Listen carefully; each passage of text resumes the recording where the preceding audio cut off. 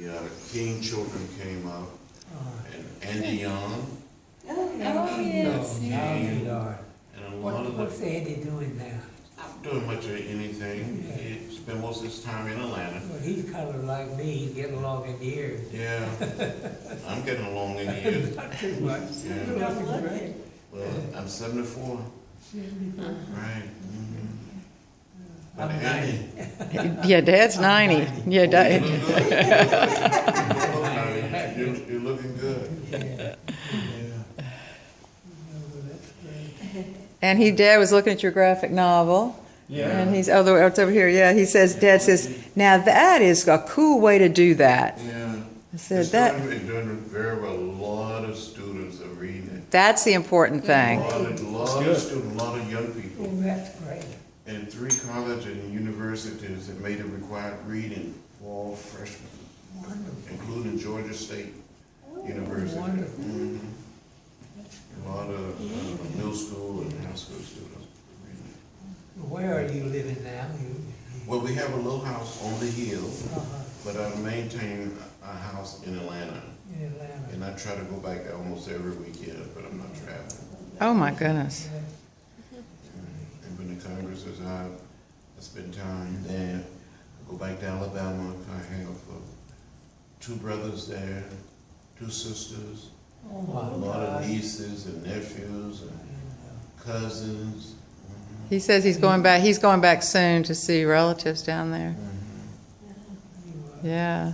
Yeah, did you grow up in Alabama? I grew up in Alabama. That's right, I remember now. What was the story they told about you as a boy that wasn't, you went out and preached to the chickens? Oh, yeah, oh, yeah.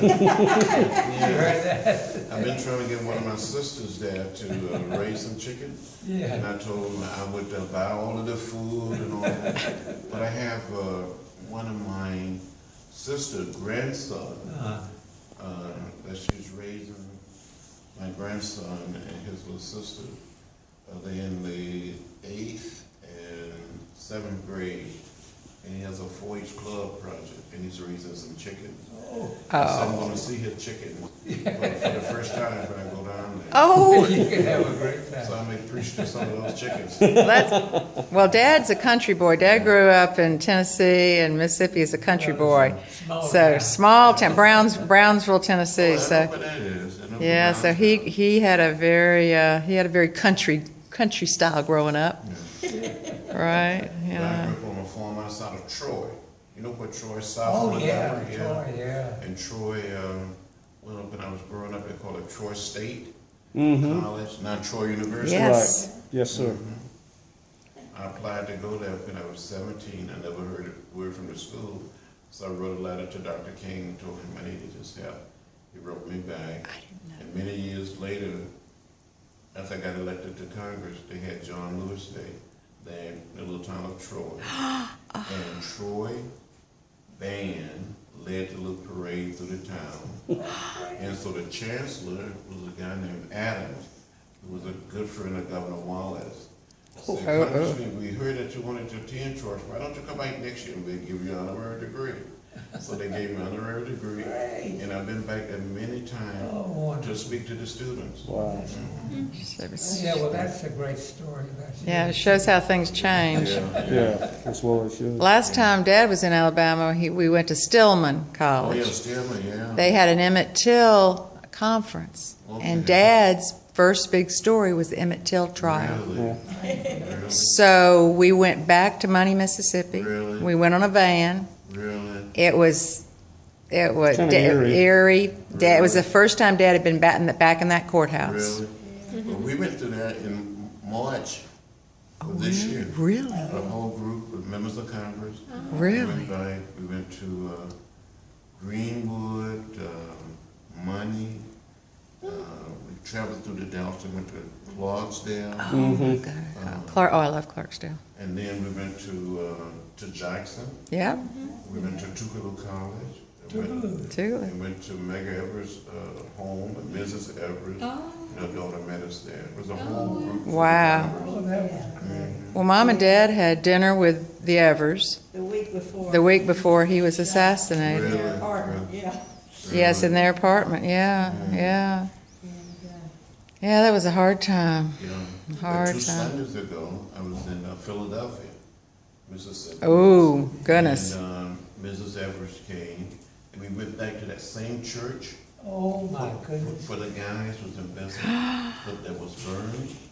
They built this beautiful little church there now. Just a beautiful, and there's a young woman who's a pastor of the church.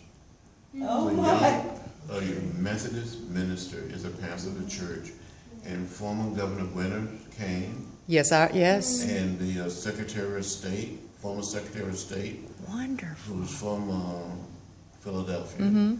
came to the service. Mhm.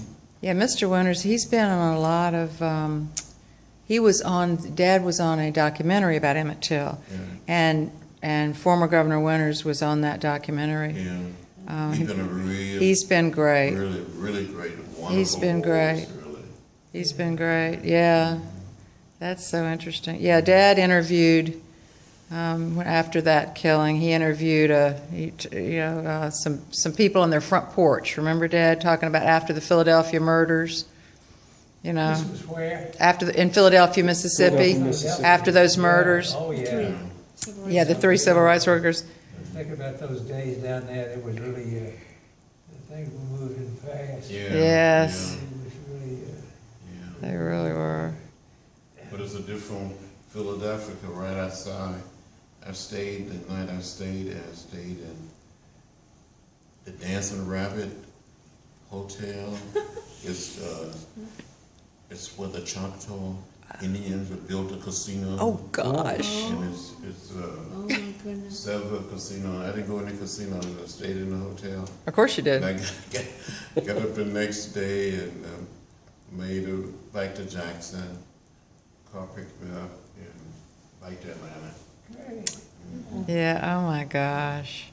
But it's a different place. It is, thank goodness. Thank goodness it's a different place. It was wonderful to see the audience that turned out for the service at the church. It was just unbelievable.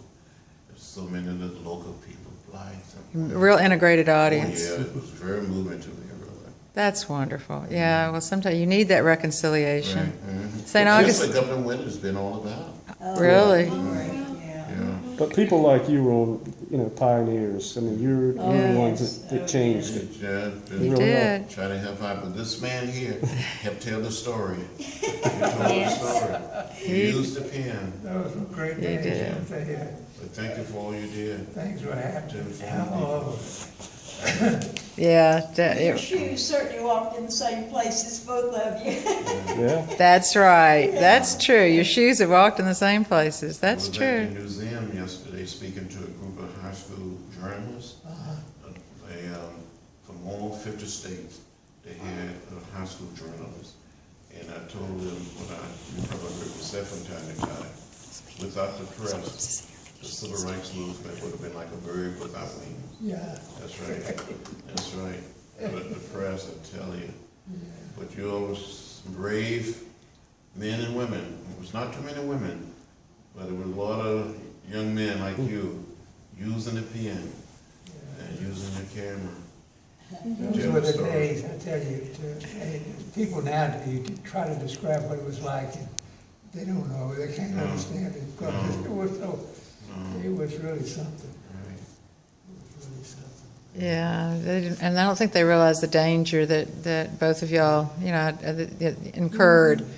It's hard for them to imagine. I try to, in my classroom, I try to reconstruct for them by showing them, documentaries like I love the movie Freedom Song. Oh, Freedom Song. It's Freedom Song. I show that every year because I think it really shows them what the voter registration was like, the fear was like, and they're just astonished.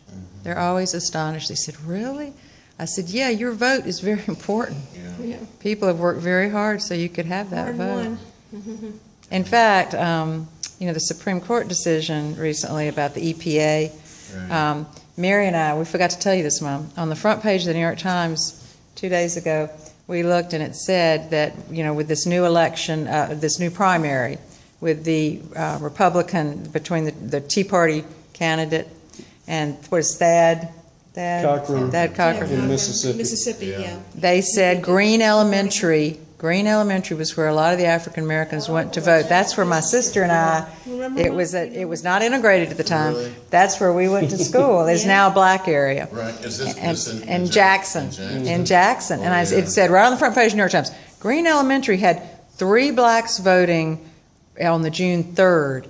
And then once they started getting those votes into against that, mainly against the Tea Party candidate, they had over 100 voting at Green Elementary. Yeah, they said that Hines County and Jackson. That's made it Hines different. County. Hines County and Jackson made it different. They came out. Oh, yeah.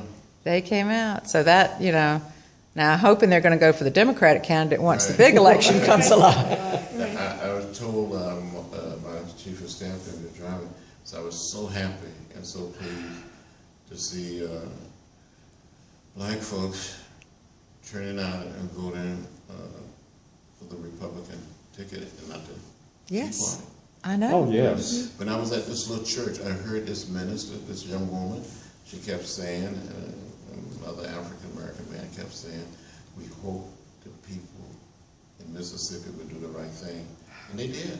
And she was talking about the black community. And that takes a lot to get your head around the idea, oh, we're going to vote for a Republican. Republican. They were sophisticated enough to do Exactly. it. Really. And when we watched that Freedom Summer documentary the other night, we saw a part with Fannie Lou Hamer. Right, I miss. We didn't see all of it, but we went to Fannie Lou Hamer's grave. Remember when we took that trip to Money? Yeah. We went to Fannie Lou did the Hamer's. same thing back Did and you?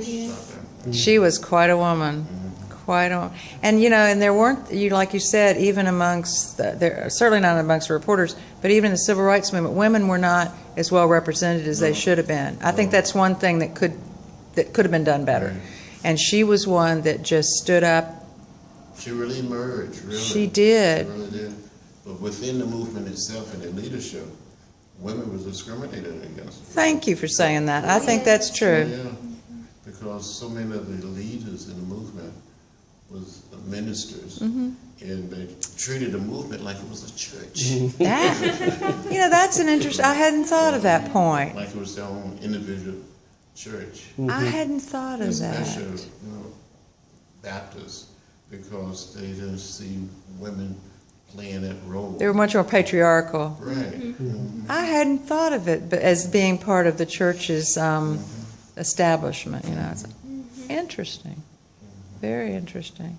Is there anything else you can think of that if you 20/20 hindsight, right, looking back, that might have been changed about the movement or done differently, or do you ever think of that? Well, I think we should have treated women better in the role they played, or even with the students in the sit-in. The great majority of the participants were young women. But on the field emerged as leaders. In Nashville, you had a young woman like Diane Nash. Diane Nash. Right. I was just about to mention her. But in a lot of places. From Nashville, right? From Nashville, Yeah. right. She was a student at Fisk. Yeah, and she was something. But you're And right. a few other places, but for the most part, they were kept in the background. Even in the March on Washington. Right, that's right. It was not even Dorothy Height, not a major speaker. Yes. Yeah, I met her a few years before she died. She was something else. Yeah. You're right. So but otherwise, you look back and you look at the strategies that were used, and they're really brilliant. I mean, some of the strategy was really, really, on King's part in particular, really savvy, not haphazard. No. I think people look at it and think, oh, well, you jump from here to... I think it was very strategic. But surely you had to have received some of the worst beatings that occurred. You took the lumps, man. And I admire you for that. Well, thank you. Yeah. And you're still standing. Well, still standing by the grace of God. Yeah. You know who I feel sorry for is your mother. Yeah. I have 3 children, and I'm thinking, oh, your poor mother. Yeah, my mother wrote me a letter when I was in school in Nashville and said, boy, we sent you off to get an education. You need to get out of that mess before you get hurt or killed. Yes. And she kept on saying, you have a hard head. You won't listen. Well, that's hard to go against your mama.